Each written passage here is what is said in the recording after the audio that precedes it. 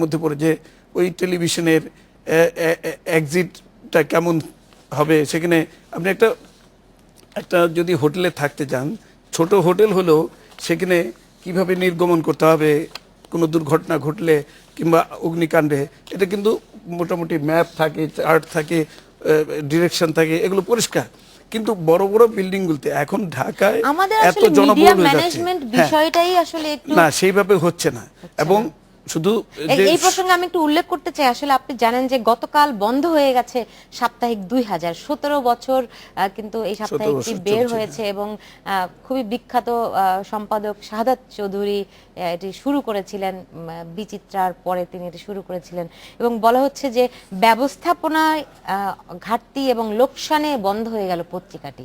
আসলে মানে গণমাধ্যমের যে ট্রেন্ড, যে টেকনোলজির সঙ্গে এখন পাল্লা দিয়ে কিন্তু গণমাধ্যমের ধরনগুলি বদলে যাচ্ছে, সে সঙ্গে কি আমরা কি তাল মেলাতে পারছি? জিনিসটা খুব গভীরভাবে চিন্তা করার বিষয়। আমরা দেখছি যে ইন্টারনেট এবং অনলাইনে এবং টেলিভিশনে এত কিছু পাচ্ছি, তাতে করে আমাদের যে প্রিন্ট মিডিয়ার যে ফিউচার সেটা কিন্তু আস্তে আস্তে সীমিত হয়ে যাচ্ছে। এবং এই যে মুদ্রণ মাধ্যম, সেটা সংবাদপত্রই হোক কিংবা ম্যাগাজিনই হোক, ম্যাগাজিনের ধরন কিন্তু আমরা গত 15 বছরে অন্তত দেখেছি যে 15-20 বছরে এগুলোর কাটতি কমে গেছে। এটার একাধিক কারণ। প্রথম কারণ হচ্ছে যে ম্যাগাজিনের যে ধরনের বিষয় আসে পরিবেশন করা হয়, অ্যানালাইসিস থাকে, আলোচনা থাকে, নিবন্ধ থাকে, বিভিন্ন ধরনের স্টোরি থাকে, সেই কাজগুলো কিন্তু এখন দৈনিক পত্রিকায় করে ফেলছে। এবং দৈনিক পত্রিকাগুলোতে, সংবাদপত্রগুলোতে আমরা দেখি যে ভিতরের পৃষ্ঠায় অনেক নিবন্ধ থাকে, আলোচনা থাকে, বিভিন্ন মতামত থাকে। এবং তাতে এই যে জায়গাটি পূরণ হয়ে গেল, তাতে করে পাঠকের নতুন চাহিদা তো আর সৃষ্টি হচ্ছে না। চাহিদা তো আবার আমরা যেটা জানি যে আবার ইন্টারনেটেও তারা পড়তে পারছে না, নতুন চাহিদার জায়গাটা কিন্তু ওই গতানুগতিক সাপ্তাহিক কিন্তু দিতে পারেনি, সেটা ব্যর্থ হয়েছে। এখন দেখবেন, এখন আবার দেখা যাচ্ছে যে কিছু গ্লসি খুব হাই কোয়ালিটি ম্যাগাজিন কিন্তু বের হচ্ছে মান্থলি বিশেষ করে, এবং সেগুলো কিন্তু খুব সীমিত হলেও কিছু কিন্তু সাবস্ক্রাইবার আছে, কিছু রিডার আছে। এটা স্টাইলের উপর হোক, ফ্যাশনের উপর হোক, বিজনেসের উপর হোক, এবং এগুলো খুব স্পেশালাইজড। জনাব ফরিদ হোসেন, আমরা দেখেছি যে আমরা সাংবাদিকতার ছাত্র হিসেবে পড়েছি যে একটা প্রথম প্যারাটি কিভাবে লিখতে হবে, 5W1H, এই যে ফরম্যাটগুলি ছিল, এখন আমরা যে দৈনিক পত্রিকাগুলো দেখি সেখানে কিন্তু মূলত এই ফরম্যাটটা কিন্তু নাই। কারণ খবরগুলি মানুষ আগেই টেলিভিশন চ্যানেলের মাধ্যমে সারাদিনের খবরগুলি পেয়ে যাচ্ছে, তারাও কিন্তু ফরম্যাটটা ভেঙে নতুন প্রক্রিয়ায় কিন্তু এখন চলছে। তো সাপ্তাহিক পত্রিকাগুলো এই ধরনের কোনো নতুন মেকানিজম কেন তৈরি করতে পারে নাই? একটা যে পারে নাই কেন, তারা ধরেন আপনার তো কি বলে যে মানে যারা কাজ করবে, যে সম্পাদক বলুন, রিপোর্টার বলুন, এবং সম্পাদকের উপর অনেকটা নির্ভর করে মানে সেই জিনিসগুলো। আর একটা হচ্ছে সময়ের ব্যাপারে, যেটা ডক্টর গোলাম রহমান সাহেব বলেছেন, আমি মানে তার সঙ্গে অনেকগুলো ব্যাপারে একমত। তবে একটা ব্যাপার হচ্ছে কি, আপনাকে বলি, খুবই জনপ্রিয় একটি, প্রথমে তো মাসিক ছিল, তারপরে সাপ্তাহিক হয়েছিল, সেটা হচ্ছে বা প্রথমে সাপ্তাহিক পরে মাসিক লাইফ ম্যাগাজিন, যেটা টাইম ম্যাগাজিনেরই কিন্তু আপনার অংশ হিসেবে ছিল। সেটা কিন্তু বন্ধ হয়ে গেছে 2000 সালে এসে। আপনার প্রথমে 1978 সালে মানে তার একটা পর্যায়ে বন্ধ হয়ে যায়, তার পরবর্তীতে আবার আপনি যদি এই অঞ্চলে খুবই জনপ্রিয় একটা মানে ম্যাগাজিন ছিল এশিয়া উইক, এশিয়া উইকও কিন্তু 2000-এ এসে 2001-এ এসে বন্ধ হয়ে যায়। আবার ধরুন আপনার কিছুদিন আগে নিউজ উইক, যেটা আপনার তার প্রিন্ট সংস্করণটা বন্ধ হয়ে যায়, এটা অনলাইন আছে। সবাই এখন আসলে অনলাইনেই বেশি, যেটা গোলাম রহমান সাহেব বলেছেন যে ইন্টারনেটে, তারপর অনলাইন ইত্যাদিতে, এটা একটা ব্যাপার আছে। আর দ্বিতীয় কথা হচ্ছে যে আপনার ম্যাগাজিনগুলো আমি কেন পড়বো?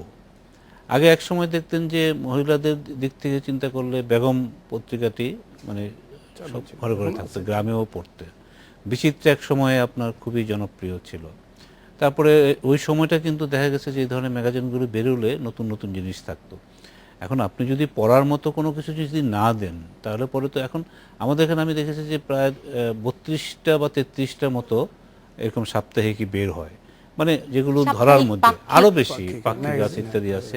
কিন্তু আপনি এই যে নিউজ স্ট্যান্ডগুলোতে গিয়ে দেখবেন, আপনি যদি ঘন্টা দুয়েক দাঁড়িয়ে থাকেন বা আরও বেশি দাঁড়িয়ে থাকেন, কাউকে কিন্তু দেখবেন না যে কোনো ধরনের, এমনকি যেগুলো নিয়ে আমরা সমালোচনা করি, যেমন পর্ণ বা আধা পর্ণ ধরনের যা এইগুলো বের হয়, সেগুলো কিন্তু আজকাল কেউ কিনে না, কারণ যারা এগুলো করতে চায় তারা ইন্টারনেটের মাধ্যমেই বা অনলাইনে কিন্তু তারা সেগুলো পেয়ে যায়। এখন এই যে আপনার এই দিকটা তো কিন্তু নজর দেওয়া হয় না, কারণ আমাদের গণমাধ্যমের একটা যে প্রবণতা যেটা হয়েছে, এটুকু বলে নিই, সেটা হচ্ছে যে টেলিভিশনের দিকে যাওয়া, এবং টেলিভিশন মিডিয়াটা যত দ্রুত বা এটা একটা আকর্ষণ তৈরি করেছে ইত্যাদি, অনেকগুলো লাইসেন্স পেয়ে কিন্তু এখনো আসতে পারেনি, কারণ তাদের কিন্তু ফ্রিকোয়েন্সি পাচ্ছে না। তারা তাদের ওই জিনিস প্রায় 30টার মতো বোধহয় এই পর্যন্ত লাইসেন্স দেওয়া হয়েছে, কিন্তু আসছে কয়টা? তো এই তারপরেও কিন্তু টেলিভিশনের প্রতি হচ্ছে সবার যারা ইনভেস্টার, জনাব গোলাম রহমান, আপনি বলছিলেন ব্যবস্থাপনার একটা দিক যে দুর্বলতা, কিন্তু আমরা তো দেখেছি 2000-এর ব্যবস্থাপনায় যারা আছেন তারাই কিন্তু দুটি বড় পত্রিকার কিন্তু আসলে ব্যবস্থাপক, তাই না? তাহলে একই গ্রুপের আরেকটি প্রতিষ্ঠান বন্ধ হয়ে যাচ্ছে এবং অন্য দুটি খুবই ভালো ব্যবস্থাপনায় চলছে, এখানে কি আসলে দৃষ্টিভঙ্গির কোনো ব্যাপার আছে? দৃষ্টিভঙ্গি, হ্যাঁ, প্রতিটি পত্রিকার তো পলিসি একটা বড় ব্যাপার, এটা একটা অবশ্যই বড় ব্যাপার। আমরা দেখেছি যে অনেক বড় বড় পত্রিকায় পলিসিগত কারণে মার খেয়ে যাচ্ছে এবং সেটার সার্কুলেশন হচ্ছে না, এবং সার্কুলেশন না হলে তো আমরা সার্কুলেশনকে বলি যে এটা পরশ পাথর। যেমন পাঠক হচ্ছে সংবাদপত্রের পরশ পাথর, পাঠক ধরলে এটা শোনা, নাহলে এটা কোনো শোনা নয়। যতই আমি পত্রিকা ছাপাই, যত ভালো করে ছাপাই, যদি পাঠক সেটা স্পর্শ না করে তাহলে সেটার কোনো মূল্য নেই।